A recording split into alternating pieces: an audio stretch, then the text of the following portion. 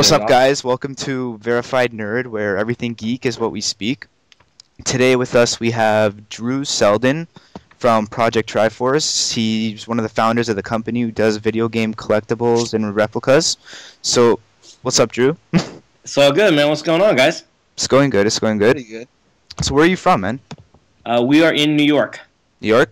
Yes. What's like? How is it there right now? It's good. Well, I mean, listen, we're happy. My Rangers are 1-up on the New Jersey Devils. I'm 3 wins away from the Stanley Cup, which is a wonderful thing. Yeah. Yanks are losing tonight. You know, Knicks are out of it. But right now I'm focused on the Rangers, so everything is okay. Awesome. Big hockey fan or sports fan or just? I mean, sports fan, but the Rangers excite me, and just the Stanley Cup playoffs are just insane. I mean, these guys, hockey players are nuts, man. I mean, you talk about athletes, they're crazed. The luck's not here in Toronto. The luck's not here. In Toronto, our team's always losing, so... Yeah. 40 years of going strong. Yeah, that's not a thing, hockey. Not for a while. I mean, while we're on it, the only, video game soldiers who I feel could actually make good hockey players would be, COG soldiers. Yeah. Most of the rest of them, I don't think, can hold their own. That's my favorite franchise, man. Gears is my favorite franchise. Well, we love Gears too, so. Oh, yeah. Who doesn't love Gears? Let's face it. You're close with the guys at Epic, right? We love the guys at Epic. They are... Nice crowd? They're, you know what? They're an unbelievable bunch. They are the total group of every man. They're not insane egos running around. Exactly. I mean, and they have every right to be. I mean, they've created what could be considered the arguably the best, if the best, franchise. Yeah, absolutely. Of the last decade, and they don't act that way. I don't know if you've been to any of the conventions, but Cliff will stop and talk to anybody about anything. Rod will stop and talk to anybody about anything. They respond to their tweets. They love their followers. They really they do care, and we work closely with them, and we work closely with Chris Perna. And again, we try and show the love to them that they show to everybody else. So it's a nice kind of symbiosis. They're a respectable studio, absolutely. Yeah, there's no doubt, and they're great guys, and the officers are totally cool, and they enjoy themselves. Mm-hmm. There's a lot of studios where it gets to the point where they become like reputation, where they become so big to the point that they're about themselves, and that's it. Epic, I think, how they go about with their community, it's incredible, I think. Well, I mean, the best thing about and the reason they can do it is, they've remained independent. It's tough, once you get bought up by a big conglomerate entertainment company, there's a whole new set of rules. And exactly. And to their credit, they haven't gone there. No. Mm-hmm. You're a huge Gears fan, I guess, right? Yeah, we love Gears. Well, Gears is where Triforce started. I mean, back in the day, it was really a matter of my business partner and I. We were working somewhere else together, and we were dying to come up with an idea or something. And really, it started with the concept of creating high-end collectibles for video games, which at the time didn't fully exist. I mean, people were doing stuff, but it wasn't getting the amount of respect that movies were getting, or comics were getting, or anything else was getting, and we saw an opportunity there that existed, and that was kind of the niche we wanted to create for ourselves. Exactly. Yeah. Was this back around Gears 2? You mentioned around 2008, right? Yeah. So it was right. The company incorporated right before the launch of Gears 2. I think Gears 2 launched in 07, I believe. 07 or no? I think it was the fall of 08. No, it was Gears 1 was 05, I believe. Or no, with the Xbox. Gears 1 was with the Xbox, then Gears 2, I believe 3 years later. Right, so 08. Yeah, it was the fall of 08, I'm pretty sure. Yeah. You've been a fan all the way through, right? From 1 to 3? Yeah, I mean, playing the first game, it was revolutionary. It was something new. Yeah, I mean, not to be cliche, but it really was. It was like, wow, you sat back, you're like, cool story, different kind of gaming. You couldn't just run out there and lay waste to everybody without totally getting killed. You had to rely on skill. Yeah, and even the AI players on your team, like it all mattered, and again, that was something new. That was kind of cool, and you know, you play a lot of games, and really you fall back to. I mean, now you look back. I mean, the game's coming up. My God, it could be like a 10-year anniversary edition soon, and that's crazy. Mm-hmm. I think the thing that made Gears, aside from being at the right place at the right time, when the 360 initially came out, that was the face of the console when that game came out, because you look back at like the original Xbox, and the defining game for that console was probably Halo. Oh yeah, definitely. Combat Evolved, that was the defining game for that. That really changed what shooters were like. 3.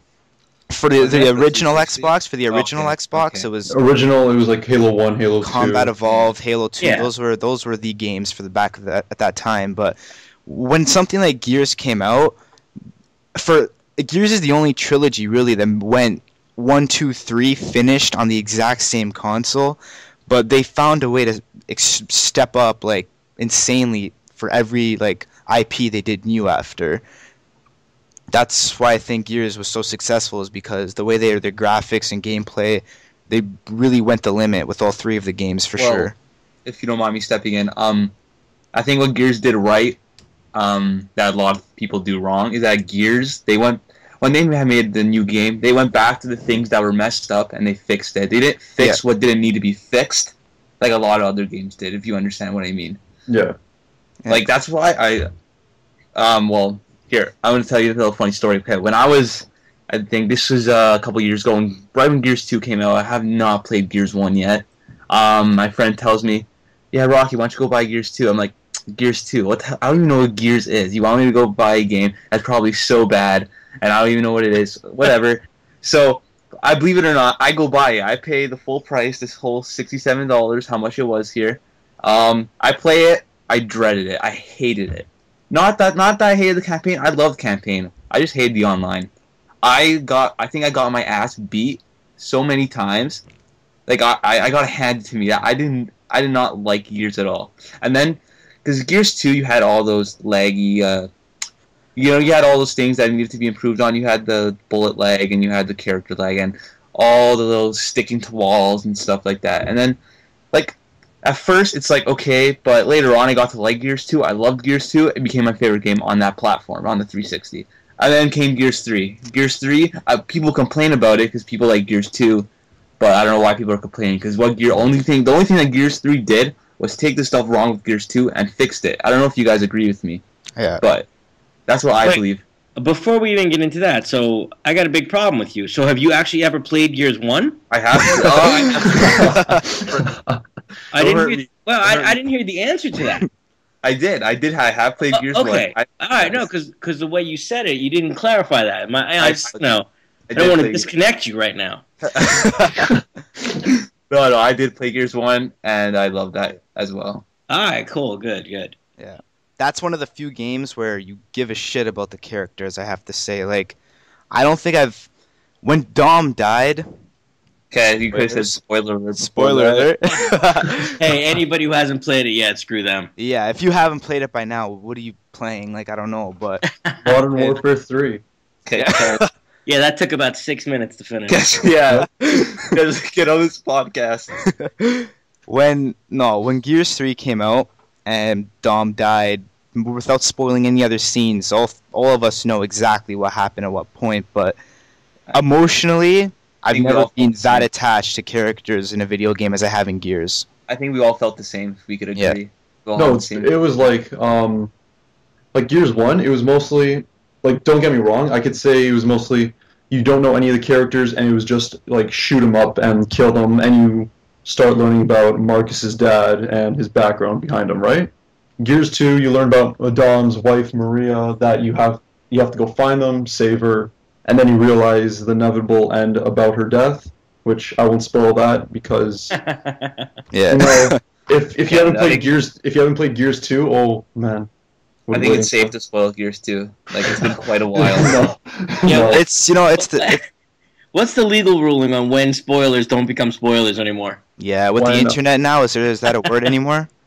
It's, I don't know. Yeah. But I mean, It's funny on that point. We always, on our Facebook page and on our Twitter, we made it clear, like, hey, no spoilers. You can be excited. No, you could be excited and whatever, but don't, 2 days after you got the game because you took the days off or you happen to be off from work or you were on vacation or you don't have a job, whatever it is. Like, you can't jump on and be like, oh, dude, what the hell? Well, Yeah. So we did catch a couple early on and we deleted them and we did tell all our followers, like, hey, listen, you can be excited but please, no spoilers for at least a month. Yeah, you got to give people a chance. Exactly. I wish people were generous enough. The shit part about everything though is back in development before Gears came out around mid-summerish, around that time, the game got leaked onto the internet, like everywhere. And I mean, all over, whether you wanted to see it or not, all over the place, posted everywhere. There was, Carmine lives, Dom dies, Marcus's dad dies, and when you read it at that point, you're like, this is fucking bullshit. Like, no, that can't be true. You want to not believe it, but then you begin to play the game and you see these things unfold that they're actually true, and it's like, people are jackasses the way they like spoil shit for other people, but at the same time, that's how it is now, I guess. Yeah. Dom's death was spoiled for me before I even got to it. I was so mad. It's like in society now, or on the internet, whatever you guys want to call it. It's like you have to expect that someone's going to spoil it for you. Like, you always have to be ready. I should have been ready because I was actually looking. Gears of War 3. They posted a Facebook status or whatever you want to call it, and I was just scrolling through the comments, and it had nothing to do with the storyline, but someone just wrote Dom dies just randomly. I was so mad. I was like screaming at my computer. I want to throw it across the room. I was so mad. I was only through chapter 1. I just finished chapter 1. No, that was if you guys remember, in November, Uncharted 3. I just finished the very end of the campaign, and I don't know, Drew, if you ever played Uncharted 3 or not. Yes, I finished Uncharted 3. Yes. Okay, remember Sully's part, like when you drink the water and you believe Sully. Yeah. So I was just like so pissed with the game. I just put it on Facebook. Sully dies. 30 comments, all hate. Like they just wanted to kill me. I didn't realize 5 minutes later, oh, he was hallucinating. So everything's good. Never mind. Yeah. It's spoilers are everywhere now. You gotta be careful when on the internet. Yeah, I don't know. You can't hide stuff today anymore. Whether you want to see it or not, you're gonna see it. I guess that's just how it is. What I do to not see spoilers is when Gears came out, I locked my computer in a room and I stayed as far away as possible from it. That's what I did, honestly, because I knew there would be spoilers everywhere.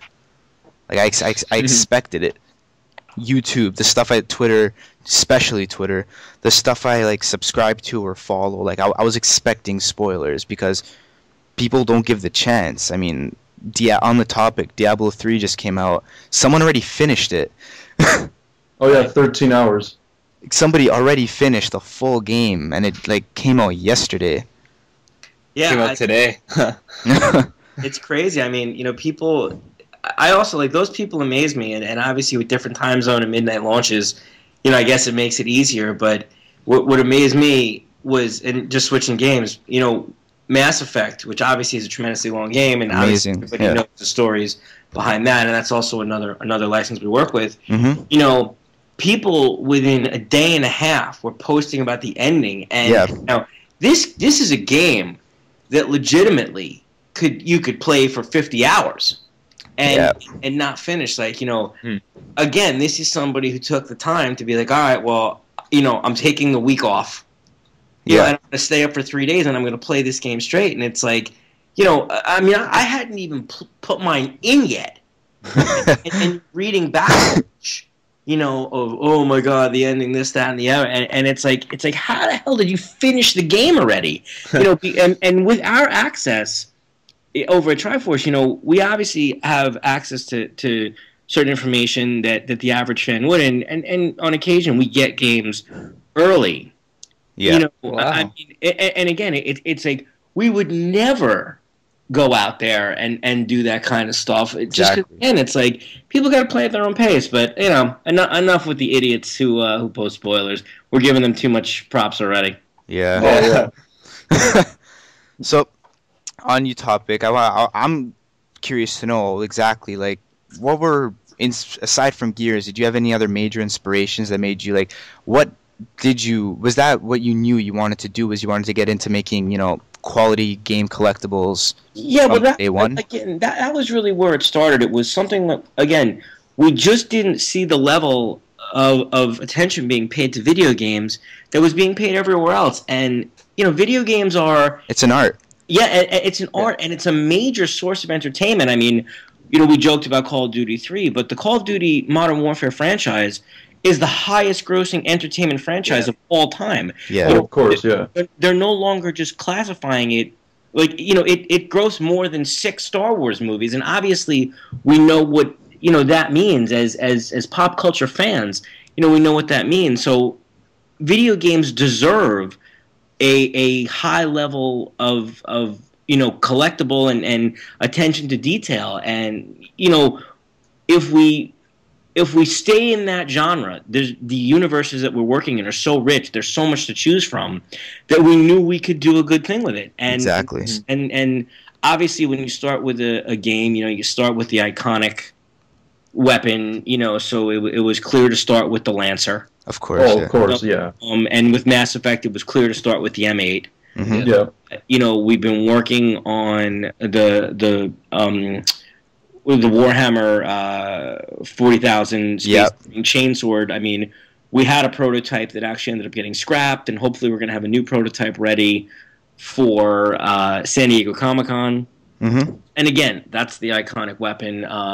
We have the Batman Arkham Asylum and Arkham City license. Yes. Yeah. We revealed the first 2 products at PAX, and again, what do we start with? What do you think of when you hear the name Batman? You think of the Batarang. Now, people have done Batarangs to death, so we had to again give it that extra oomph. So I don't know if you guys saw the pictures that were. I was looking through some stuff today, so just like looking around stuff because I knew you'd be on the show today. I want to see like some of the work you guys did more in depth. Right. And first off, I saw the arm. Yeah, well, it's his gauntlet, and he's holding the Batarang, and it's magnetically clasped in there, and it comes on this huge, LED and lantern lit up platform, mm-hmm. which is basically what the Batmobile sits on in the DLC. Like, it's that Batcave tech kind of look, and the arm's coming out of it, and it's about 22 inches high, and it's about 22 inches wide, so it's a substantial piece.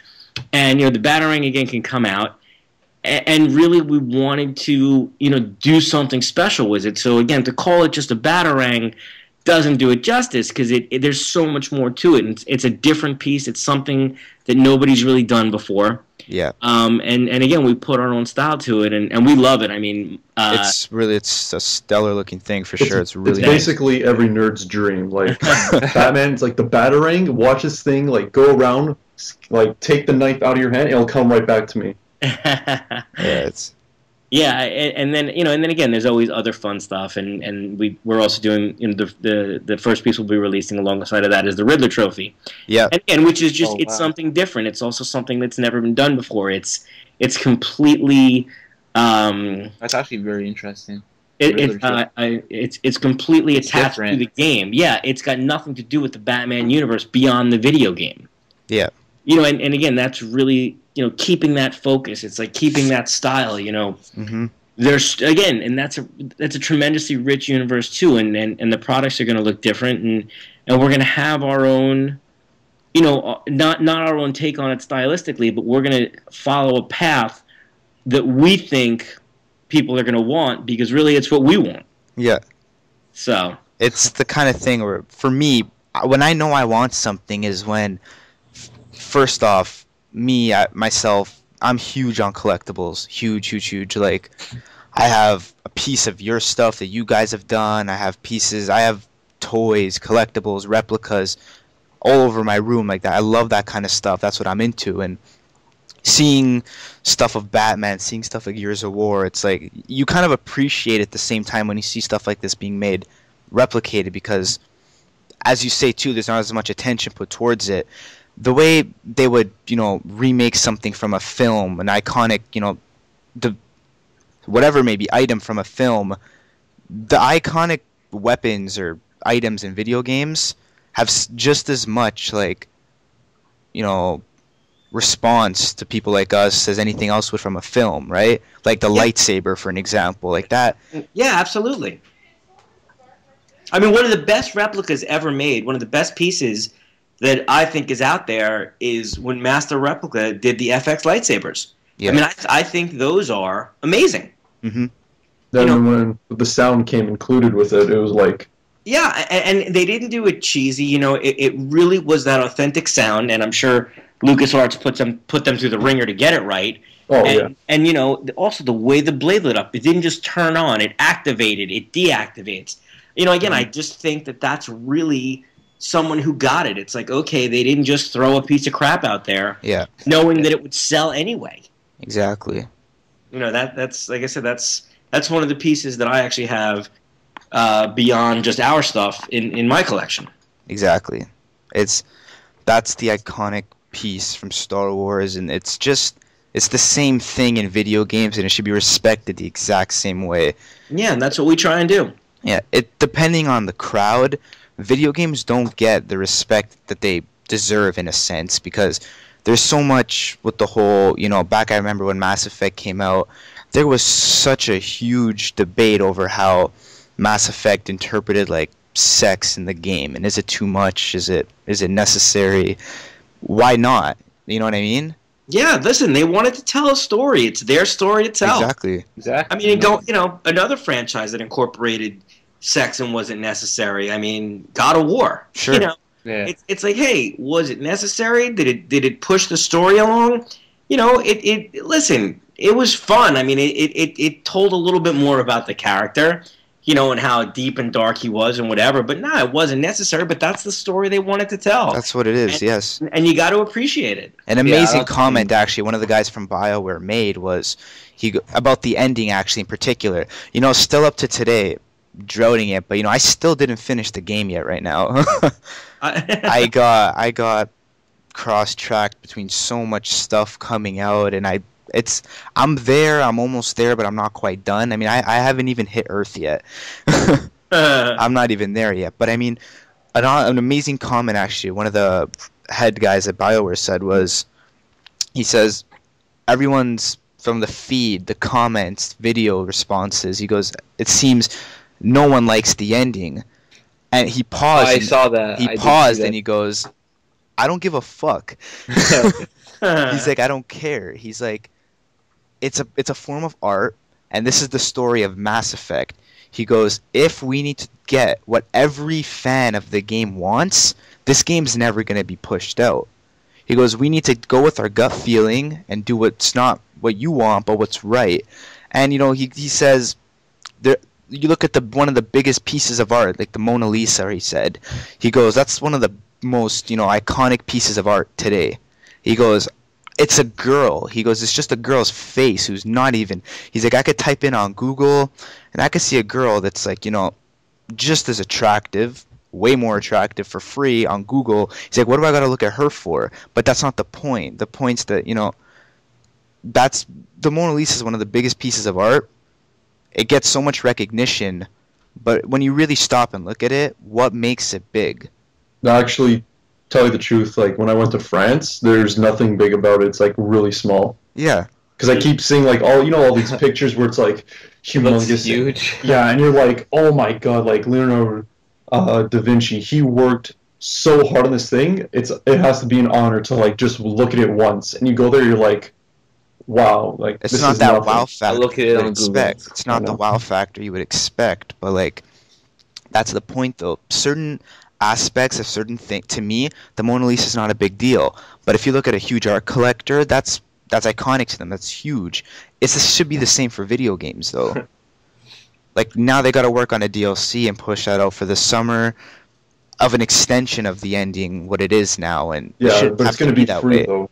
Yeah, but you shouldn't have to change the set story for a video game. If I'm the only one who thinks this, I don't know, but I don't think they're going to, like, technically change anything. It's not being changed, it's being expanded on. It's going to be expanded, like, I'm not going to give, like, anything away. It's just, the endings change by the amount of people that you have on your side. I think they're just gonna like, oh, if you instead of going for 2,000, now if you go for 2,250, you'll get this ending, and so on. It's like they really can't do much because the game's already made. It's not. I don't know. I don't know what BioWare is taking care of with that. But what I myself self-preference, what I think is going to happen is this isn't going to be an ending based upon did Tally live for you? Did this guy live for you? Like Garrus, whatever. I think it's going to be more. How did your game end? What doesn't matter. The game ends how it did for you. This is what's going to happen for everybody after the game ends. That's how I see it. No, then you're looking like at a linear. It will. I don't think that BioWare is going to make because I don't know how many different endings are there to Mass Effect. 20, I think. 20 around there. Yeah, the amount of endings there are, they're not going to make 20 brand new different expansions to the ending. It's going to be more of a more linear, deeper ending to the game of what it is. Because at the end of the day, I mean, that's how they wanted the game to go. You don't always like the ending of a game. Like, I mean, Halo 3, seeing Chief go into a pod, that fucking sucked. Like, I mean, one moment I'm driving my Warthog and the floor is fucking exploding. Oh, that level is so cool. The floor is exploding. I love that, man. It's epic fucking music in the background. Like, Bungie knows their audio, like, amazing. They got crazy numbers in Halo.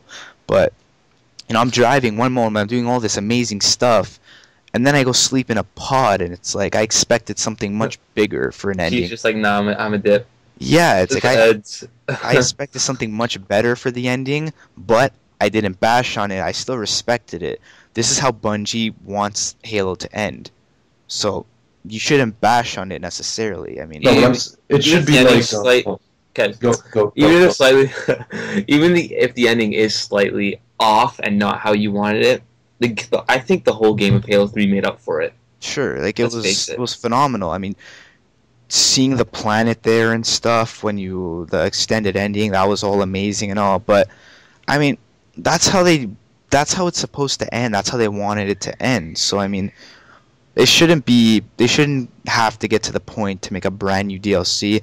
But Mass Effect is a trilogy where it's like it's deeper to people than a lot of games. Like Mass Effect is like my Star Wars, if I have to say. Like, it's just the kind of game it is, I guess. Yeah.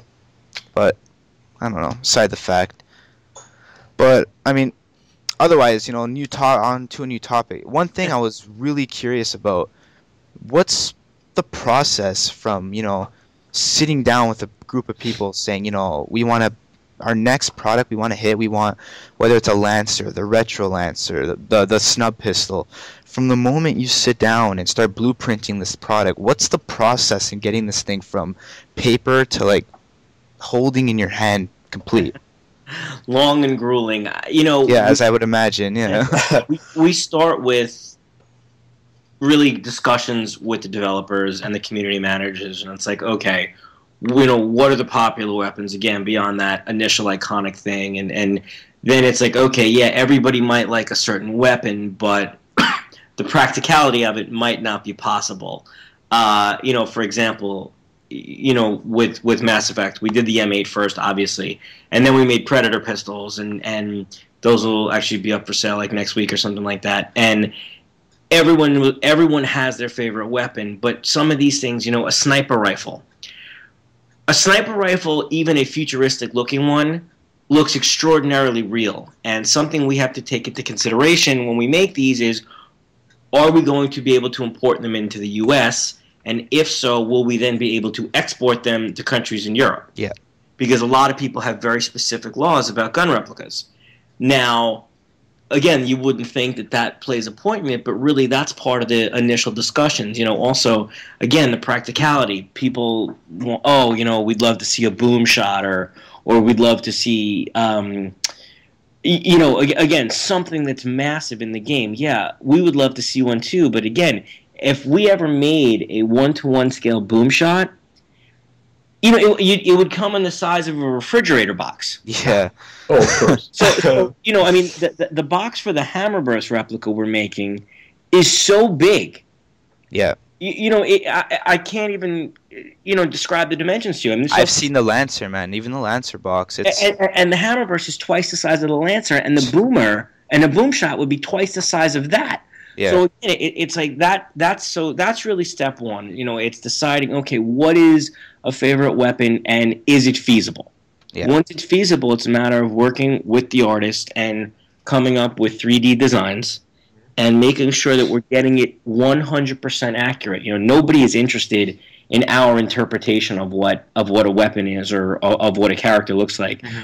You play a game, you fall in love with a game, and like you were saying before, you want the exact replica that you see, and that's what we make. Again, we work with the art directors to make sure we get it right, and we're working off in-game files. And from there, once we have a 3D blueprint, it's laser printed. Yeah. And then our artists go to work on it with, adding the subtleties, a dent here or a nick here, the things that give the piece life and character, because none of these universes that we work in are things coming off a production line. These aren't pristine things that are coming off, oh, it was just made in the factory on Sarah, or yeah. it was just Batman. Oh, well, he just polished up his new thing in the Batcave. It's like, these are supposed to be real world items in a fantasy universe that are put through the ringer. So it's giving them that character that shows they're used, and then it's creating the cast and the molds and finalizing that. Then it's creating a paint master, and again working off the exact Pantones that are in the game. Then it's the incorporation of the electronics, the LEDs, which is the only moving parts that we do, which is another reason for that is customs and import and export issues, as well as our items aren't really meant for cosplay. Whenever I see somebody carrying one of our items to a convention, I'm always amazed. Would you walk around with your high-priced rookie baseball card, or would you walk around with a piece of art? Exactly. I understand they don't look like those things, but that's what we try and create. We try and create these high-end art pieces, and then from there, it's okay. We have a piece, we have a prototype with the lights. Everybody at the gaming company, we want them to see it, we want them to hold it, we want them to turn around and say to us, okay, you made it. This is what it was supposed to look like. When we first made our epic scale Marcus busts, and we brought him down to epic, the guys were like, I've known Marcus for 5 years on a computer screen, and now I'm staring him in the eye. Yeah. And that was really cool to hear, because it meant we got him right. Yeah. And that was kind of special. But that and then once it's all signed off on and it's all approved, we go into mass production, and everything is done by hand, because we're working with resins and with certain metal elements included in there to make a little bit of a slurry that kind of we like, that gives our products a feeling of that cold steel when you touch it. Yeah. And then it's going on to designing the packaging, and this is somewhere where we also take pride in. We want the packaging to be exciting. We want it to be part of the process. When it's not just a cardboard box. We include designers from the games, developers. We want them to make their comments and tell their stories, and we want people to see, hey, this is who created this, and this is their comments about it. It was such a big part of their life. We felt it important to include them in the process, and then it's a matter of obviously getting it to customers and hoping that FedEx doesn't treat your box like a football. Yeah. Oh yeah. Because obviously that's a frustrating thing. We do, unfortunately, in this industry, you run into breakage, and a lot of it is, again, because, people don't, a box is marked fragile, and people don't respect that. But it's part of doing business, it's part of life. It's obviously one of the things that frustrates us, because it always bums us out when somebody gets one and it's broken and we have to replace it, just because they're disappointed, and, it's like opening the wrong gift on Christmas morning. Yeah. It's totally a bummer, but I mean, I hope that kind of answers the question. But it could be a 9-month process from when we really sit down and start till that customer gets it in their hand. Yeah. But every step of the way, there is a lot of love and blood and sweat and tears going into each piece. Mm-hmm. So you if I took that all in right, you actually take the 3D like computer generated image and you guys work off of that, or Yes. like you guys, as I know, you were responsible for the Epic Edition Marcus statue, correct? Correct. So Which was amazing. yeah, I it's don't mind me saying really good, that was. really good. I have one right in front of me right now. same here. Thank you. Actually, did you guys get Max Payne yet? No, did you? Yeah, we did. I have I my s- copy here. Yeah, well, we did the Max Payne statue also, and people Yes. were excited. They got that today. So You obviously, did you play it yet, or I played parts of it. Yeah. is it impressive, or? Oh, it's sick. I mean, Yeah. Rockstar knows how to make a great game. You know, they pretty much invented bullet time, and they definitely have it perfected. And Max is a cool character, and you haven't seen him in a long time, so it's obviously always good to get back to him. Yeah. You guys also made the life-size Marcus, right? Yes, we did. We did those. We made 3 of them. Wow. Microsoft used that as part of their marketing for Gears 3, and it was actually kind of easy because we had a model to work off of because we had the one we did for the Epic Edition. I mean, really, it's just a whole heck of a lot bigger. Yeah. But with that, I mean, we really stepped out. I mean, there's human hair in there. There's prosthetic eyes. There's silicone skin. I mean, we joked about adding body odor, and bad breath and everything. But yeah, those were amazing. Last year at E3, they had a really good showing. Entertainment Weekly wrote it was the best thing they'd ever seen. So that was kind of cool. We made us feel pretty good. Mm-hmm.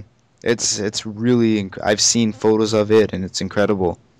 I would love to see it in person. Epic actually has one in the lobby, and there's one in one of the Microsoft lobbies somewhere. Really? Well, you made 3, you said, right? Yeah. And the third one? You know what? I don't know what they did with the third one yet. So we're begging them to give it back to us. Yeah. That'd be cool to have We'd it like to in put it in the office. Yeah. It's Now impressive.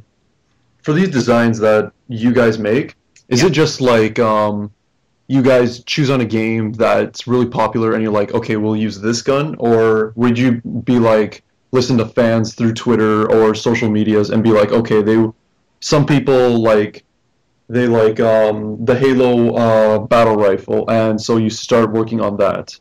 Well, I mean, we first would have to license up. I mean, of course, licensing, like to get the rights and everything. How do we choose things? It's like, we love listening to fans, and we love, again, talking to them and interacting with them on our Facebook page or our Twitter page, and at conventions. But again, the problem is what somebody wants or somebody thinks they want might not be possible and might not be practical. And and until you actually have to write a check or give your credit card number, it's like, yeah, you want everything. A lot of people come up to us and say, oh, you guys, you always said you were going to make armor.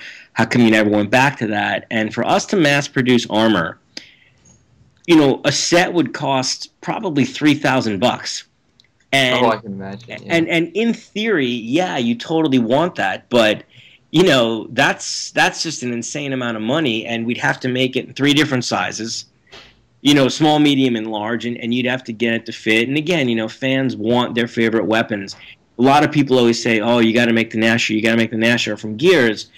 And I could never get something that looked that much like a real shotgun through customs. I just never could. It would never work. I'd have to put a bright orange tip in the front of it, and I'd have to paint it blue, or yellow, or hot pink.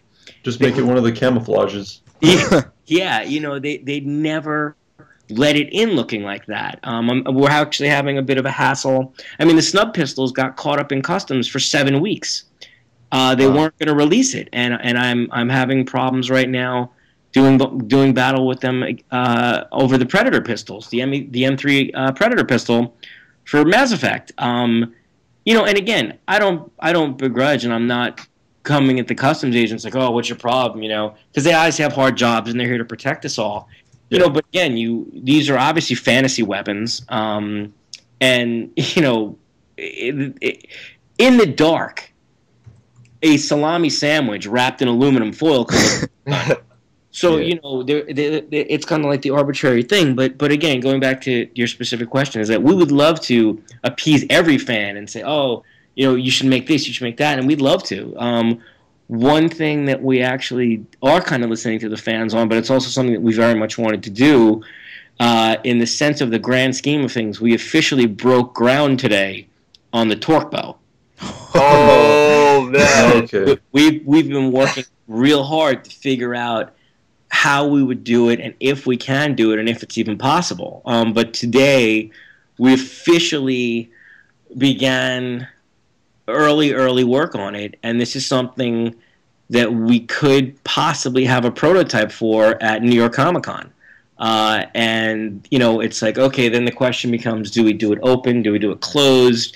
You know, we'll probably make 2 versions, and you can have one or the other, because we wouldn't be able to make it where you could extend it, because then we'd have to add different components, and it would. Oh yeah, of course, yeah. It would make it almost impossible. But again, like, that's a weapon that everybody's been asking for a while, and we've been trying, and until we knew that we could pull it off, you know, it's like we can't go there. And again, I would love to get every fan every piece they wanted, but you know, it's just tough, and that's why we do listen and we do take it to heart and we do always kick it around. But again, some things just aren't possible, and it's also in their minds. You know, everyone's like, oh, you should make a Carmine helmet that we could wear. Or, oh, you guys have the Batman license. You guys should make a utility belt I could wear. And, you know, again, it's like we're not making something for cosplay. If we were to make a helmet, you know, also there's a whole new set of rules. It's like I can't make a helmet without including certain ventilation and certain fans inside to keep a person from suffocating. Again, I'd have to make a small, medium, and large, and again, it's these not practical, right? And these are things that are going to drive costs up, and then everyone's going to be like, "Oh, now it's too much," or you know, yeah, this sounded cool, but in practicality, it's a football helmet, or you know, with a batarang. You know, in practicality, yeah, I mean, with a utility belt, yeah, it's a belt. You know, so again, it's just tough. It's just tough. Yeah. Well, I mean, first off, a replica torque bow would be wicked. I don't know, that blew me. First off, that would be dazed by that. Have you guys run that by man. customs at all yet, or is it not even ran by? No, that's I'll have that battle in 3 or 4 months. The good thing about it is, again, that's very futuristic looking, and it's not the type of thing where it could ever really, at least open, you know. You know, someone can't fully mistake it. It's like, okay, so someone's going to hold up a store with a bow and arrow. Yeah. You know, again, closed, we might run into a little bit of an issue, but again, it looks like a crossbow, and again, without any moving parts, I think we'll be able to get that through. Not as worried about that as I am about, you know, pistols or specific guns. Mm-hmm. What exactly, like? Well, do you yourself, do you enjoy collecting, you know, replicas and all that sort of? Yeah, I mean, I do, and I used to have a much bigger collection, but now really it's mainly our stuff and a couple of pieces that are just near and dear. I am a big Superman and Batman fan. And, you know, I got rid of all my Batman stuff. I'm only going to start collecting our stuff. But the Superman pieces I have the Hot Toy Superman that just came out. Yeah. That's incredible. And I have the multicolored Kryptonite from DC Direct. And I have the Bottle City of Kandor from DC Direct. And again, in my opinion, because I love the character and I love the whole backstory, to me those pieces are awesome. You know, they're surrounded by, obviously, a Lancer and an M8 and Snub. You know, my Epic Marcuses and my Predator pistols and the Batarang and the Riddler trophy. So they're, you know, they're obviously on their own, but again, they're special to me, and that's part of what I think the collecting is. You collect what's important to you. I always say, what's the difference between a guy who spends stuff on collectibles and a guy who spends stuff on baseball cards? It's like, if you're a fan, then there's an inherent value to you, and that's what you want. That's what you want to display. It's what makes you happy. It gives you a physical connection to something that most people don't have. Yeah. Like, for an example, like, first off, how many requests? Because I have to know this. How many requests did you guys get to make a portal gun? Actually, you know what? None. Well, everybody knew that I think NECA was making one. Yeah. And I actually haven't seen it yet, but I've heard good things. Yeah. I think they took a lot of time, and I know there was a thing where they pulled back production for a little while. I don't know, what that was all about, but no, I think that they really took their time, and I think they made a pretty good piece. Yeah.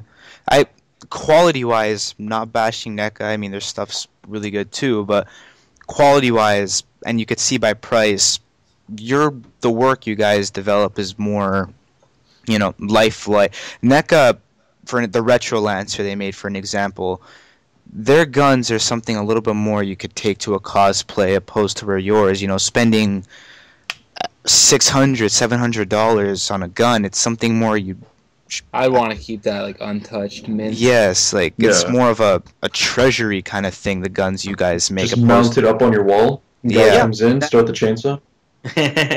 Yeah, no, I mean I hear you, and again that's but again that's the difference in almost everything. There are, I mean, listen, there's Hondas, there's Mercedes, and then there's Lamborghinis. There's again, so like in everything you're going to run into that different kind of level, and it's a matter of what you want and how you want to use it, and where you want to spend your money. I mean, obviously everyone's having tougher times, and certainly none of these products are necessary. But it's if it's something that's going to make you happy, and I always go back to something my mom used to say, if you say in your mind, I have to have this, and you really mean it, then it's worth it to you. And again, if it's going to give you happiness to have that thing in your collection and mount it on your wall, and just knowing that every time you look at it, it gives you a smile on your face, and that's hopefully something that we're doing for people. Exactly. It's all preference. I mean, to some people, it's like, I don't know, generation would last this generation. It's the more the kind of thing where to some people it's like you're wasting your money, you're buying toys, but at the same time, to someone like myself, these are things I plan on bringing with me towards when I get older, and these are dear objects that I have for sure. Like, I don't look at them more as toys, aside from these. They're honestly pieces of art to me. It's like any guy who likes, any guy who hangs up, whether it's replica, real art around his house as a passion. It's the same thing for me with replicas, with games and stuff, action figures. It's the kind of art that I'm into. Yeah, that's exactly how we feel, and that's exactly how we see the stuff. We've always talked about, wouldn't it be so cool to have a gallery show, and I've actually spoken to a couple of people in New York and in New Jersey about doing something like that. And it would be. It would just be a cool thing. I mean, putting everything on display, it is art, and that's how we perceive it. Mm-hmm. It is. Exactly. Like, if you don't mind me cutting in there, sorry. If you go to an art museum, you're going to see a bunch of statues, right, in a display case. You're going to see a piece of painting in a display case. Why not see a Lancer? Why not see a Hammerburst? Why not see a torque bow in that display case? That's art I want to see, rather than a painting, if you understand what I mean. It's going above practical expectations. I mean, you go to a museum and you see stuff like paintings, or it's what you expect. I mean, dinosaurs, that's the kind of stuff you expect. But the game industry, it's like $1 billion industry, and the audience behind video games, community, it's absurd how huge it is. So to have a museum, dedicated to, your products or game products, I would think that'd be a crazy tourist attraction somewhere just to look, because gaming gets its appreciation, but it lacks it in certain areas, I think. Oh yeah. I really think in certain areas there's a lot of lack in gaming that could be shine upon a little bit more. Whether it's collectibles or story, what's acceptable and what's not. Even Call of Duty, man, back when they had that episode the level in the airport, for an example, people ranted about that forever. And it's like, man, they give you the option. You could have said no. Right. You didn't have to watch that, but you chose to. So what are you complaining about, really? Yeah, I mean, because people love to complain, and you know what? A a lot of the complaints probably came from people who never even played it. Exactly. They heard about it. It's easy access. I mean, you see kids who are, troubled, whether it's school or mentally, physically. You see kids who are troubled, and the easiest thing is, what are these kids doing? They're playing games, but that's what it is. But not necessarily, because, a few of the reasons why Call of Duty isn't my biggest game is I really look for community in video games. I don't know what it is, but the community of a game online does affect my overall experience playing it. And they complain about how these video games are what's making kids how they are, but that's an easy way out of the real reason towards why they are how they are. They like to target video games, but I mean, these games, it's clarified. This is the age you need to be to play this, so there's more behind how are these kids getting these games in the first place. You know what I mean? Right. It's like parents take the kids to the store. They buy them for the kids. So did you hear of, actually, I believe it was last year, if I'm not 100% correct, but it was an actual court date discussing about violent video games. Did you know about that? Oh no. Which one are you talking about? There was an actual debate on violence in video games, if it's necessary or not. It didn't pass. It didn't go through with it because, they're pressing too hard on video games. But you got movies like Saw or Hostel, like these movies where people. No, it's not even that. Like, those are movies where people are like, "Oh, you're not 18? Well, go find another movie." It's like you go on TV. But you could view those. You could view those movies with your parents, though. Yeah, with your parents, and your parents will be like, "What the hell is this? Get the hell out of the theater right now." But it's like, look on Much Music. You have rappers going off with half-naked girls with guns, like champagne in the air. It's like, it's the media. That's what society accepts as today. Not back then, where, like in the '60s, where there was nothing like that. Like, look at the Beatles. They just wanted peace and love. Now it's like person killing another person, and because that's cool, and they have swag of doing that. Because that's cool. Yeah. Well, I mean, like, why was there arguments about sex in Mass Effect? Like, why was that an argument? I mean, that's what's not making sense to me, is that movies have all this stuff. There's books about this stuff. This stuff The Witcher. The Witcher that's a whole other story. I mean, there's full nude girls and that's a different story. But I mean, like, why is it a problem in video games, but in every other form of entertainment it's not? That's what I can't quite grasp upon, is why games don't get the same amount of respect they deserve as to every other form. If not the biggest form of entertainment today, why doesn't it get the respect it deserves in terms of the content they decide to put in it? No, I think one of the biggest hits was I don't know if you guys remember, but when did COD 4 come out again? Was it 06, I believe? Okay, the 06 was or it 06 or 08 or 7? 07, then 09 was Modern Warfare 2. So let's say before World at War, I don't know if you guys remember this story in the news, but this one kid played COD for so much, his grades went down, he lost all his friends, his parents take his Xbox away, and he runs away, and a couple days later, he's found dead. I remember that. And then that kid used to live where I used to live back then. then. But they bashed video games with violence so hard. It's like he's been playing violent video games, so that must have messed with his mind. So of course, boom, it has to be the games. It's like it's the easy way out, though. But I mean, this generation, I'll admit, growing up as a kid too, I didn't have the same games we have today. But I mean, that's the generation of kids as it is. You have kids crazy before, you have kids crazy now. It's like, it's how you're raised opposed to the games you play. Like, growing up for me, hell no, I wasn't able to chainsaw people. I wasn't able, as awesome as it is, I wasn't able to chainsaw people as a kid. I was playing Zelda and stuff like that as a kid. But I mean, there were still people, same as they are now, and those influences of video games weren't there like they are now. It's more how you raise, and I think video games is just an easy way out of the whole situation on who to blame for and for what. I think it's just really an easy way out. Yeah, it totally is. I mean, the difference between that and movies is that, in a movie you're watching it, but the quote-unquote in the video game industry, you're controlling it. You know, and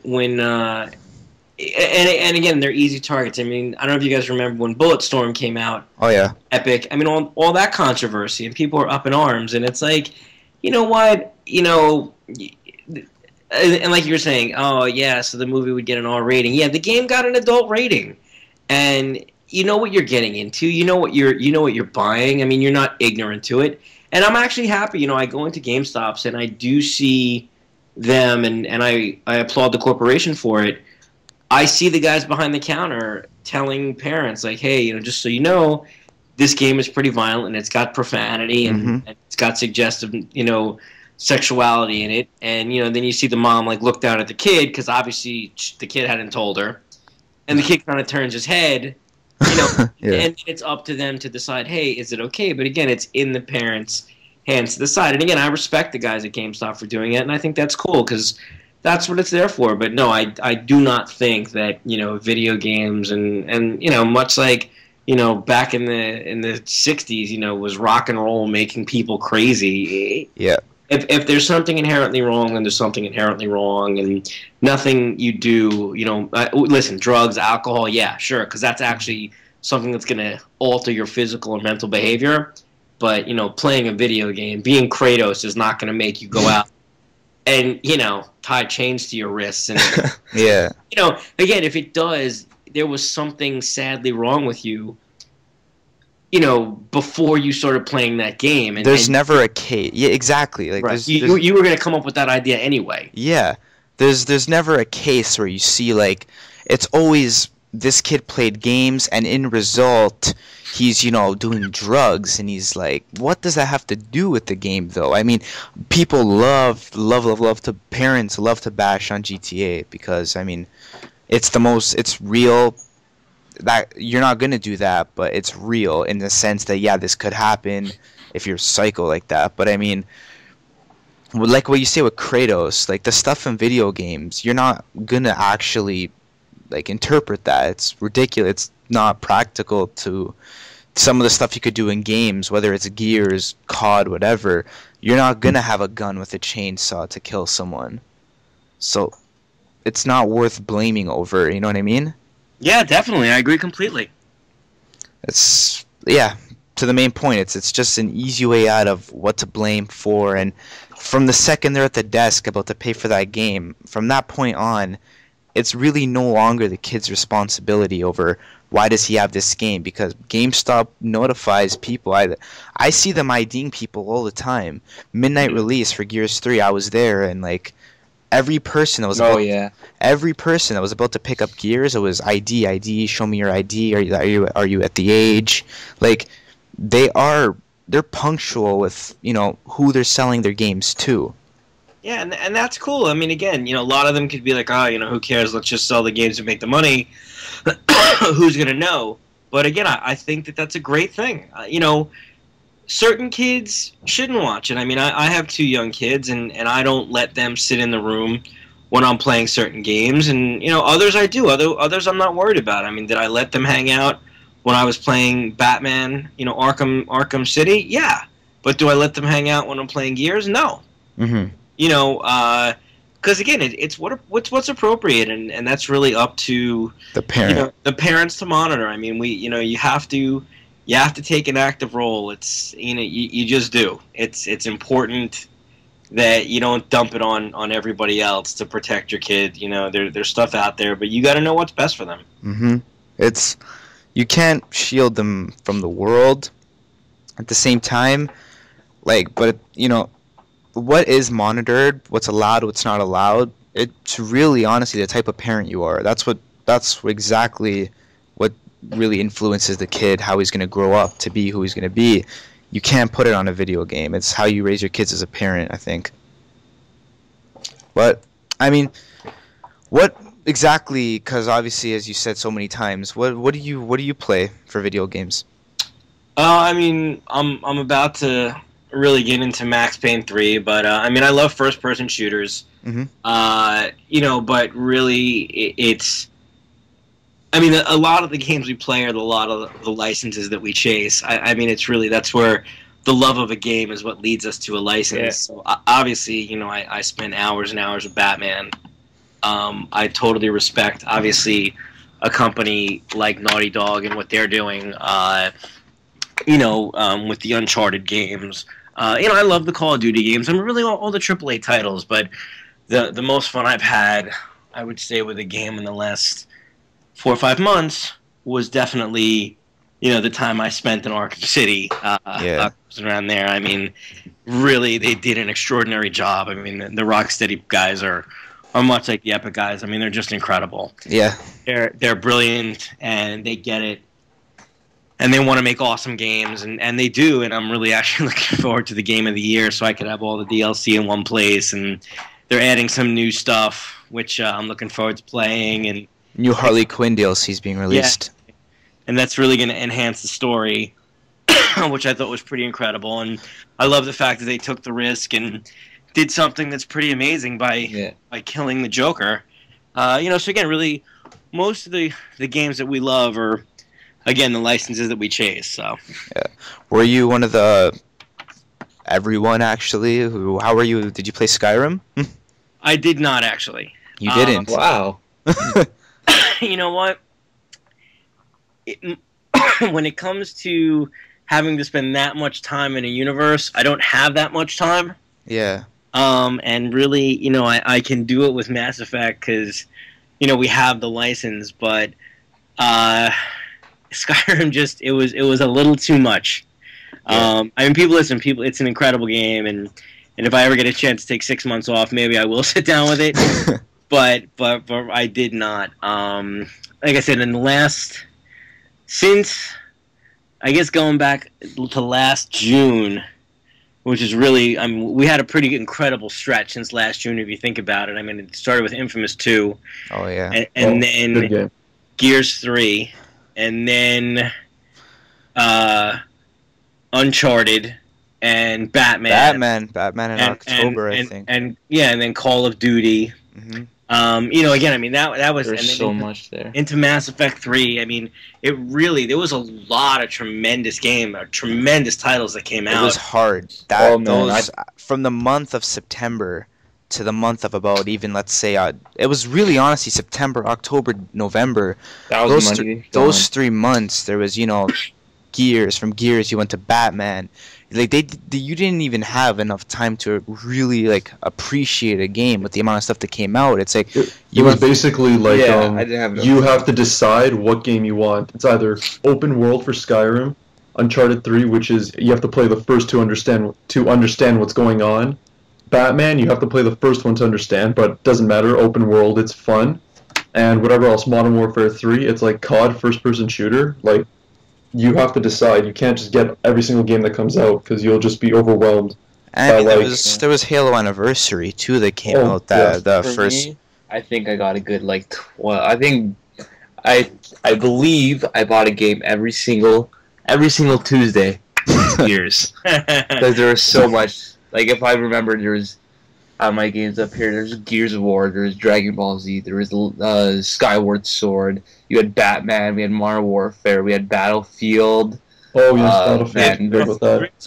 Skyrim. The list goes on. My money was blown. Like oh my, I can't get old. Like I'm not gonna say, like I'm not. Sorry, the word won't pop into my head. But I'm not saying that I regret buying those games. Because I do believe it was money well spent. But I just never had enough time to get into the game because I felt like I was playing every game for about a week, and then a new game came into my life. Because there's so much good stuff coming out, so much good stuff people were talking about. Which is my problem with Mass Effect. Yeah, I mean, again, like that's kind of, you know, me with Skyrim. It's too much of a commitment. Knowing that, again, there's a million other things. And yeah, I mean, really, there's been so much stuff out recently that, you know, how in the world can you really commit to everything? That's it. But that's, you know, listen, you got to pick and choose what you like. You got to pick and choose what you're into, and I picked and choose everything. You know, so that's kind of cool. Also, you know. Yeah, Mass Effect came out, and I played. It's an incredible game, Mass Effect. I have to say, BioWare knows what they're doing. Oh yeah. With every aspect of the game. And me, I don't even have a problem with the multiplayer like a lot of people do. I mean, today's day and age, sometimes, you know, unless you're brought up as that franchise from the start, you need that kind of, you know, multiplayer experience for your game to stay alive. And BioWare's doing all sorts of cool stuff. Like, did you hear about like the weekends they have, like Operation Exorcist or something like that? Like, they're doing all sort. They can have fun with the game after you beat it, because you can only beat a single player campaign so many times. But you know, now they have multiplayer. I think the multiplayer was fine to add personally. I don't know what your take on it is, but I think it was a good addition. Yeah, I mean, all multiplayer is cool. You know, we started a thing actually a couple of weeks back, and we've been, you know, tweeting about it, and it's up on our Facebook. We're doing Wingman Wednesdays, and yeah, really just and yeah, we started with Gears, but we're going to be adding. It's just a matter of obviously coordinating the staff. We're going to be doing it for Mass Effect, you know, and really adding in all the titles that we handle. Different nights of the week, people want to go on and play as a group, and you know, just that's so cool. Fun to get together and Mm-hmm. you know, people to hang out with who share common interests, and you know, so like I said, we started with Gears and we're going to be adding to it. So, are you profoundly an Xbox player or mostly? You know, actually, I love my PS3, Yeah. and everyone mocks me for it in the office because, Really? according to them, dude, everyone knows the real gaming system is the 360. And you know, I was like, hey, listen, I'm my own man here. They both have ups and downs. Yeah, I mean, listen, you need, unfortunately, I have both, so I know how you feel. Oh, so do I. I'm with you there.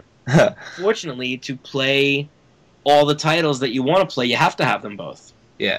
You know, and that kind of sucks, but you know, that's the industry, unfortunately. Yeah. It's delicate ground to really choose between who's better, but like, I mean, it always works out the way you say Xbox is the system. That's the system you need to be on. You know, that's the thing. And non-arguably, of course, Xbox has a much better online, but you get what you're paying for it. Like, of course, you pay for life for Xbox. The service they provide's better than how it is on PlayStation. But aside, I must agree with that. Yeah. Aside the fact, though, I mean, when you look at PlayStation, they have some very solid like franchises. PlayStation for they have sure. a lot of good exclusives. Yeah. It's Little like Big Planet. Little Big Planet, sure, Little Big Planet. But I mean, I'm like God of War, Uncharted, these trilogies that are like, Killzone. yeah, Jack and Daxter. You got Ratchet and Clank. Yeah. there's all sorts of stuff for sure that you look at on Xbox, and if you're just a single Xbox player, there's always going to be that one franchise that the secondary system has that you want, that you won't be able to get. That's why there's nothing wrong, I think, with expanding. It's always much more fun walking into a GameStop and, you know, being able to look at the whole store except for walking to that one section. Oh yeah, that's the best feeling. I love walking to GameStop. I'll start at one side of the door. By the end of the day, I'll be at the other side of the door. Because I'll look at everything. I'll look at stuff for my DS. I'll look at stuff for my Wii. I'll look at stuff for my Xbox. And I'll look at stuff for my PS3. Yeah, I'll look at stuff for my PC. I'll go everywhere.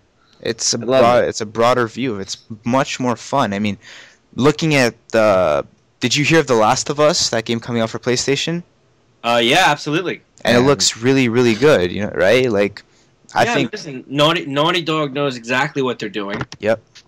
You know, obviously they've proven that with the Uncharted, and if this is going to be something that Sony gets behind, you know it's going to be a tremendous title. And that being said, you know, we have two incredible partners, Sony and Naughty Dog, working together. How are they not going to come up with something amazing? Exactly, yeah.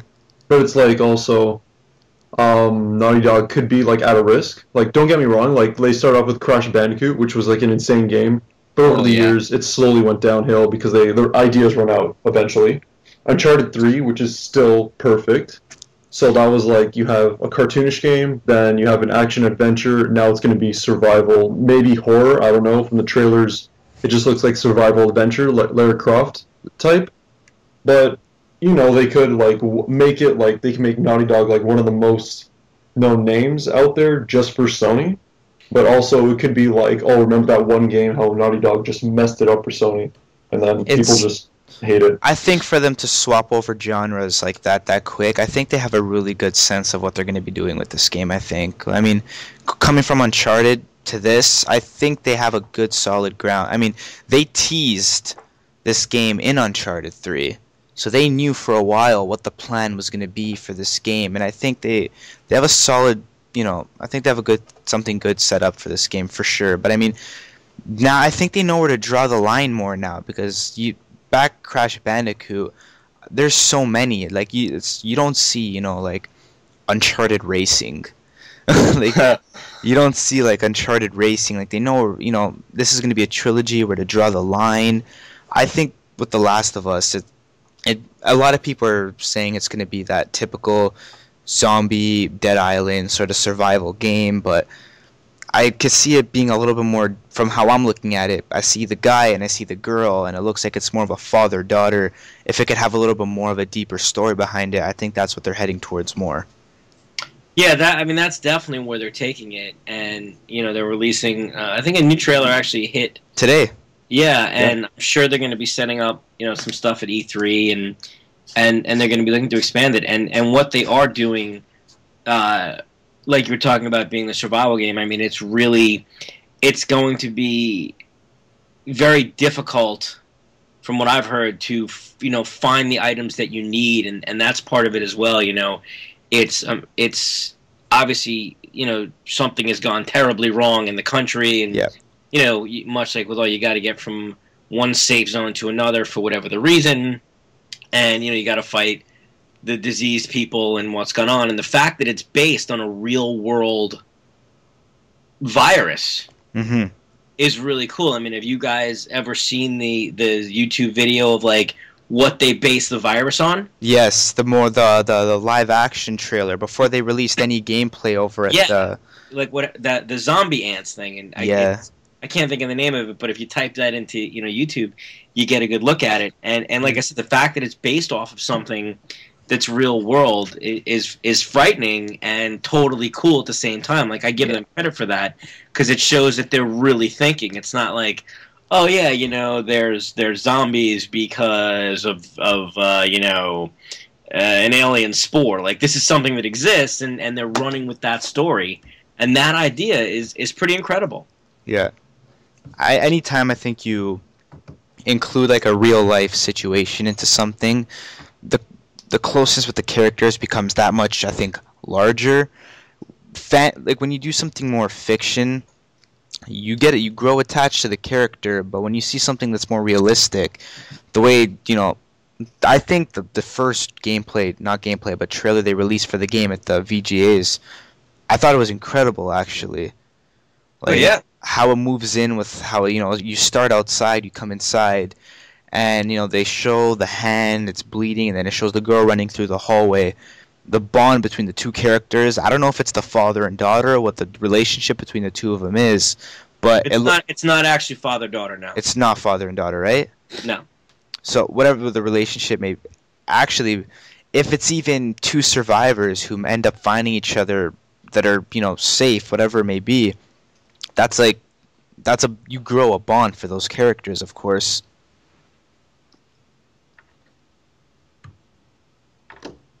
Awkward silence. I think you were done. I think you were still talking. Yeah. But no, that's the point overall, is I think the bond growing between the two characters it looks like it's going to be done well. Yeah, I hope so. Yeah. Naughty Dog's an awesome studio. I mean, they don't do very much wrong. Like Valve. Valve is another studio. Like, there's studios you could trust. Like, when they throw something out, it's not going to be disappointing. Well, Epic is definitely one of those studios for sure, too. Actually, Epic's the type of studio where they take a genre that's popular and they expand it on ways from Unreal, starting with when Unreal came out. You played Unreal, right? Oh, yeah. Before Unreal, there was Quake, right? So Quake was out, and it's like Unreal comes out, and this is like, as it's even explained by everyone who played it, when that came out, it was so revolutionary, the first Unreal. Oh, yeah. You played the two different Quake, Unreal. You played them both, right? Absolutely. And would you say walking into Unreal from Quake? Was it like a major? What was your take on it? I mean, I thought it was a major step in the right direction for gaming in general. I thought it was a huge step up. Mm-hmm.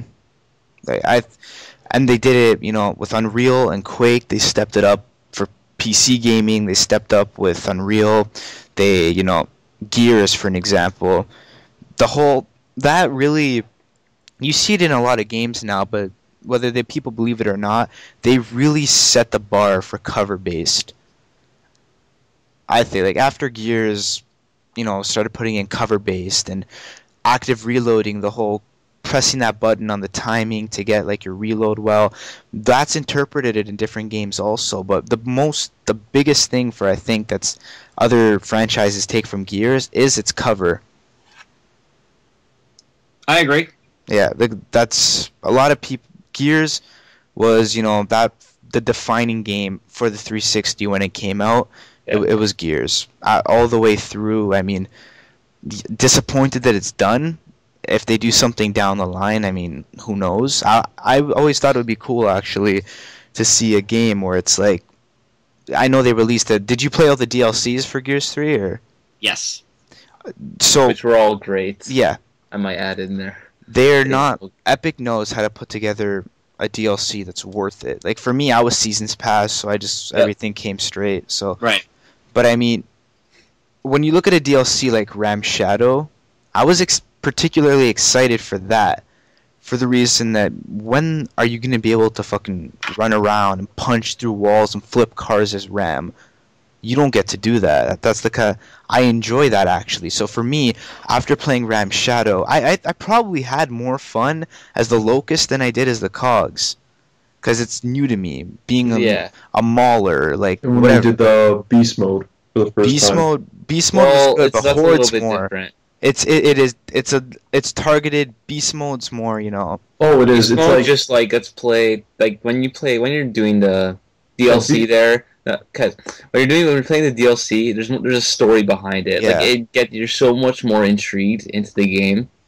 I would love to see a game, whether it's a DLC, a full game, where I want to see a Locust's point of view from the minute, you know, they're coming out of that hole to the moment they're fighting. I would like to see the Locust's point of view of what the war was, because, you know, when you really look at the story brought in between the games, there's a lot of stuff people don't know. In between every game there was a book, and, you know, I'm a huge Gears fan. I read all the books, I played all the games, and the Locusts aren't necessarily absolute bad guys for what they do, because when you look at it, it's like, you know, they have this emotion. They live underground. People are drilling underground to get the emotion, harming them. So it's kind of a battle that could happen any time today in real life, where, you know, it's like someone comes and takes a valuable resource of ours. There's going to be war. So necessarily, no one's really the good guy, bad guy in the whole situation overall. Well, the story decided to make it look like that, but yeah. You're right. In a way, everything's every war is kind of like that. Epic likes to make their community. Something, it was originally mine. I don't know, just relating back to some random thing, but you know what I mean. Epic loves a lot of different community, though. Epic loves to make the community, like, they do communicate with them. They like to make the community kind of come up with their own what ifs. Like, you know, back before Gears 3 came out, there was all the whole Marcus, you know, Mira, the Locust Queen's Marcus's mom, and like all this. Oh yeah, all this shit. Like the Locust Queen's Marcus's mom, and all kinds of crap. And it's like, is it true? Is it not true? Is a Locust Queen human or not? If she is human, why the fuck is she like? Why is she with these things? Like, all these questions that they want you to be creative and kind of mold your own story. What do you think it is? Because necessarily they don't give any hints that the Locust Queen's Marcus's mom, but a lot of people think that she is. So they mold the story in a way that they let the community kind of. It's on forums. It's great seeing like all the different kind of stuff that people say about the game. It's really cool. Playing Gears 3, after finishing it, I felt that there was a lot of questions unanswered. Yeah. So I would hope, not really for a sequel, because I don't want to continue the story. You can't really. I don't feel like they should continue without Dom as anyways. But maybe even like if they do a prequel, if they do something like, do you guys remember Star Wars Battlefront? Yes. Oh my That god. game was fun. But anyway, That something was like insane. that. Maybe you play as through a soldier's point of view. Yeah, but I you mean, see it, like, again, and they answer everything. that's a lot of. I don't. Gears isn't the game the way they ended it, though. Gears isn't the kind of game where everyone's like, laughing, shaking hands, going nuts. Like, this guy lost his dad. He lost his best friend. So many people died. At the end of the day, I don't think Gears is the type of game where you would expect them.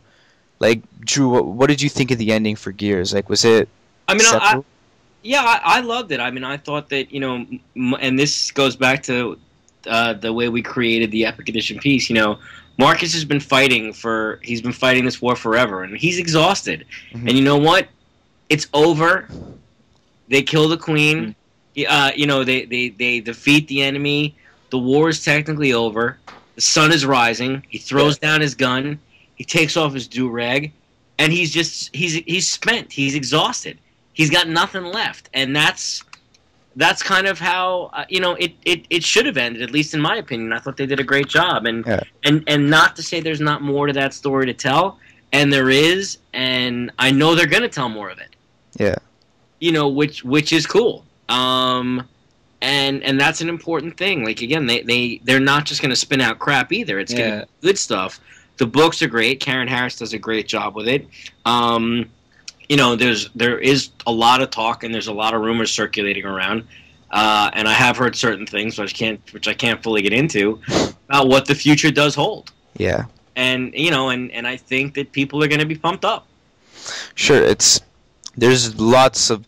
They ended the franchise in a way that they could cut it clean and stop, but at the same time, the world in itself, there's a lot more that could be covered for Gears. Absolutely, whether it's no more Marcus and Delta Squad, whether it's a different squad or whatever it may be, it's endless what they could do with Gears of War for sure. I mean, they said it was the end of Marcus's squad. They never said it's the last time we're gonna see anything Gears, and so I'm hoping for the future. I would love to see something else from Gears for sure. It's probably, if not, probably my favorite franchise that's out for sure. Mm-hmm. It's up there, definitely.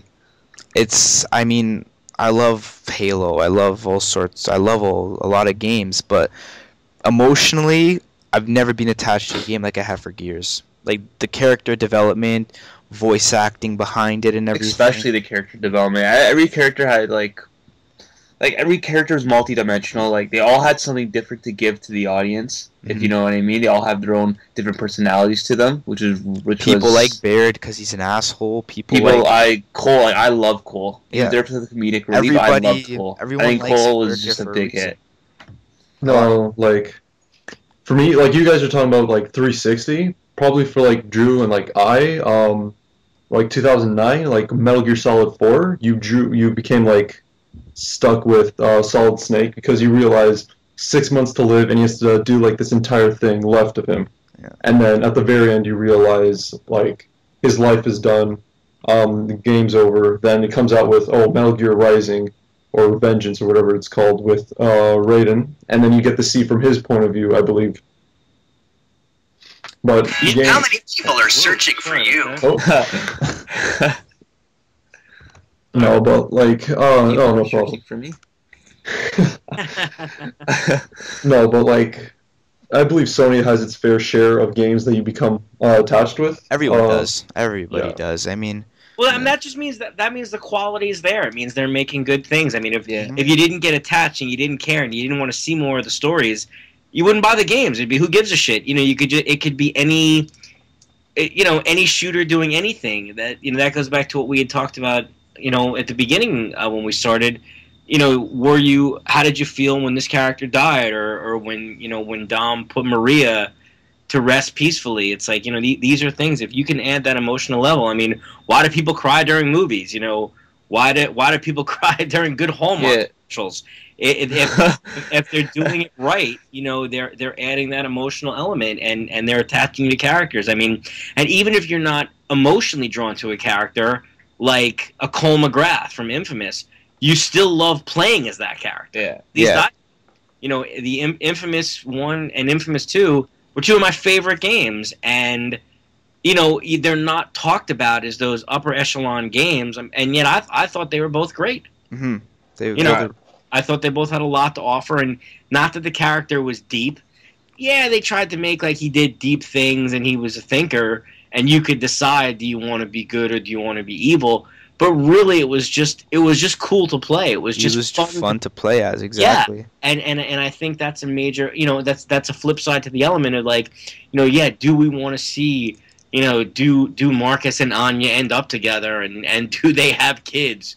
It's like, yeah, would it be fun if there was more to that story, and Karen did a book, and as they're rebuilding civilization, they finally do that. Sure, I think that would be a lot of fun. Is it necessary? No, but again, you fall for a character, they become part of you, and this is also why people want our replicas. It's owning a part of the game, and whether it's emotionally, it's an extension of yourself almost. Yeah, absolutely, and I think that's a cool thing. Mm-hmm. I think character development is so important in a game. I think it's almost just as important as the gameplay itself. When you're playing, yeah. So like when Dom died, I'm raising my hands here. I cried. Yeah, I got. I'm putting the flag down, guys. I cried. My girlfriend called me a fag, but I don't care. I cried. Yeah. And like when you cry during a movie, I'm crying during my game. Yeah, listen, it's the same thing. I mean, who really gives a crap if Adam Sandler, ends up with Jennifer Aniston? I don't. But there are people blubbering in the audience. I mean, Julia Roberts always going to end up getting the guy, but again, you still cry when you watch it. But like I said, with this, the character development does enhance these stories. It just does. Like one character I recently got into was Sora from Kingdom Hearts. That was I remember I just recently picked up Kingdom Hearts. I found them at GameStop for really cheap. Picked them up, and now I am just blown away by the series. I'm so into it, and at first I'm playing this thing. I'm like, Sora's a little kid. His voice, he has not reached puberty yet. He sounds like an idiot. And I honestly, when I first started playing Kingdom Hearts, I did not like the game. I did not like where they started. I did not like the setting. But by the end of the game, by the very end of the very last cutscene, I cried. I was so sad. Like, I ended up loving the character at the end. Then I went on, go play Kingdom Hearts 2. I'm going to pre-order Kingdom Hearts 3, and I'm going to get all the ones in between. Yeah. Like, I didn't... and it's honestly, it's not even the gameplay, because I'm not going to lie, I feel like a lot of the gameplay is button mashing, but I think it's more the character development and the storyline behind the game. That's what makes a game. That's what makes a game is, that's why I think video games are, if not the biggest form of entertainment, is because, why do you like Star Wars, or why do you like Avatar, or any movie that's out? I mean, it's because the people inside the game. It's everything itself. Batman. The Batman, Drew, I'm sure you like the Batman movies for sure. Like, oh, absolutely, they're incredible. But what really makes people enjoy these movies, though, is you look at Bruce in number 1. He's learning, he's becoming Batman. Number 2, Dark Knight, he is Batman, and I feel that movie, it's a dark movie that's more emotional. It's not like, did you see the Avengers? Yes. Okay, Vince, come on, who hasn't seen the Avengers? Okay, just you don't know. I mean, did you like it?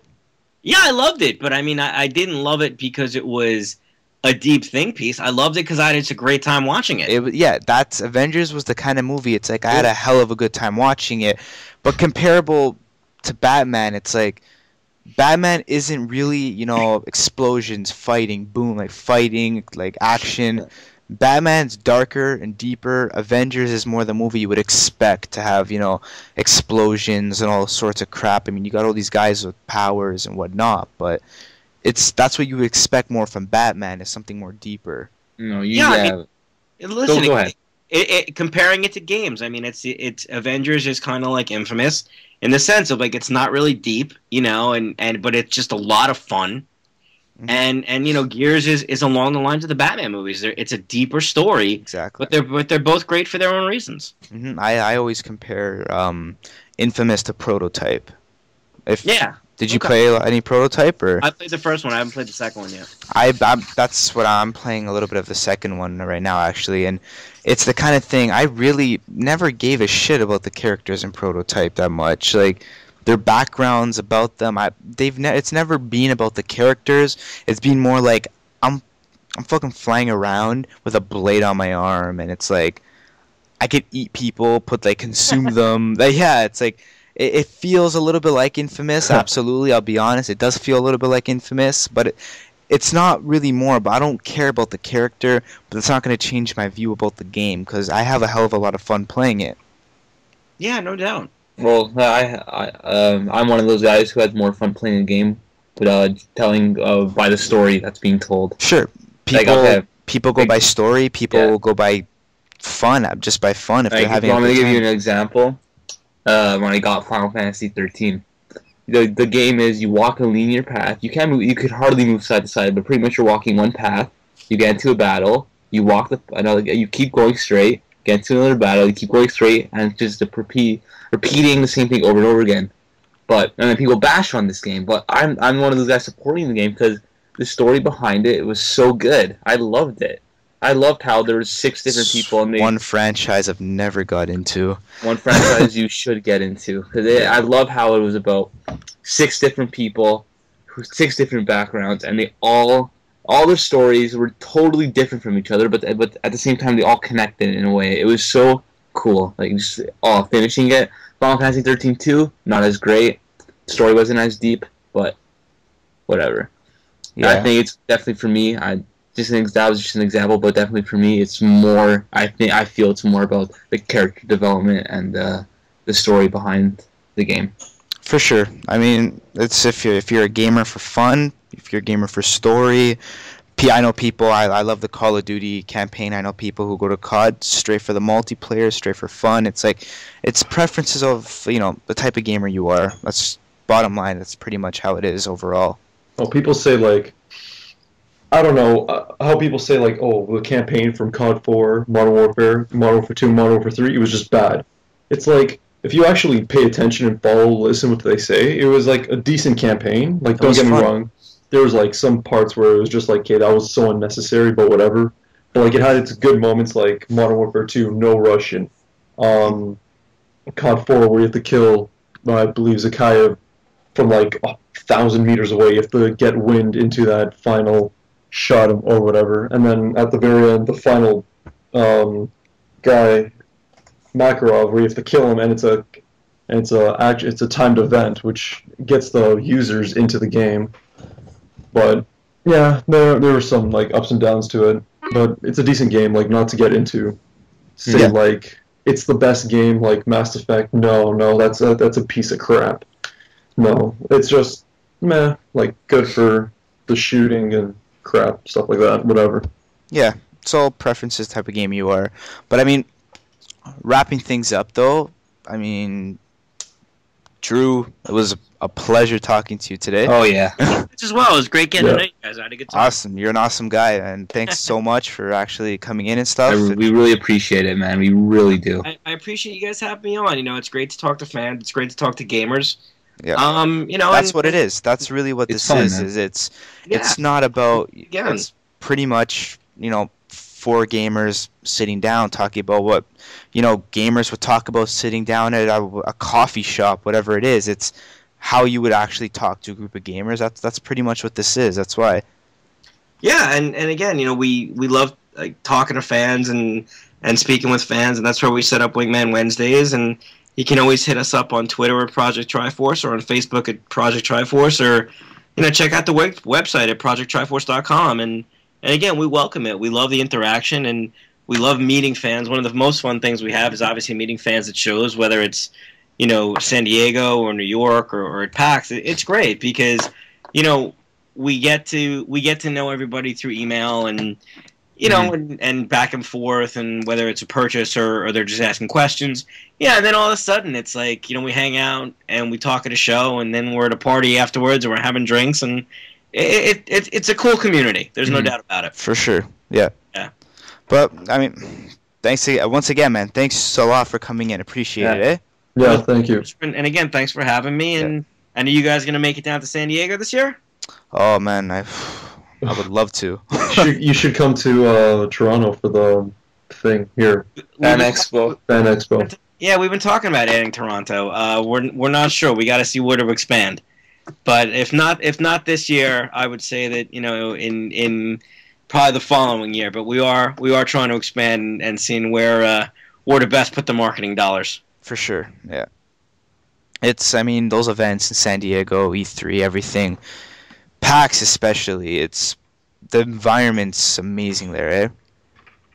Like it's great. It's great to just even for us, here we have Fan Expo, we have a Toronto Comic Con, we have that kind of stuff, but it's like it's more the environment of the people there. You're surrounded by people just like you. That's what I think really makes those cons like enjoyable and stuff. Totally. Yeah. But for future, we look forward. Hopefully, we can talk to you again one day. It was amazing having you on the show, man. Yeah, definitely. And we're relaunching the site next week, so we're gonna have a whole new facelift, and the Predator pistols will be on sale next week, and then the week after that, the Batarang and the Riddler trophies will be on sale. Sure, and I'm sure you guys are gonna let everyone in touch. I want to see really if the development of the Torque Bow goes on or not. Yeah, no, like I said, it really kicked off today. Like I said, if it was a building, we broke ground today. Yeah. So it's something that's going to come together. I would love to see it happen. You guys have, if not the most impressive game replicas ever seen. Sure. Personally. I appreciate that. That's very cool. Yeah, you guys have some awesome work, man. All right, cool, guys. Well, thanks again, and we shall speak in the future. For sure, man. Oh, yes. Take care, guys. You too. You too. Bye-bye. Hey guys, thank you so much for watching the very first episode of the VerifiedNerd podcast. I am Rocky with your host Vincent and Alex. Stay tuned for next time. We're gonna have much more coming up. So yeah, hopefully we'll get some more special guests on here. And thank you guys once again very, very much for watching. Stay tuned for more later.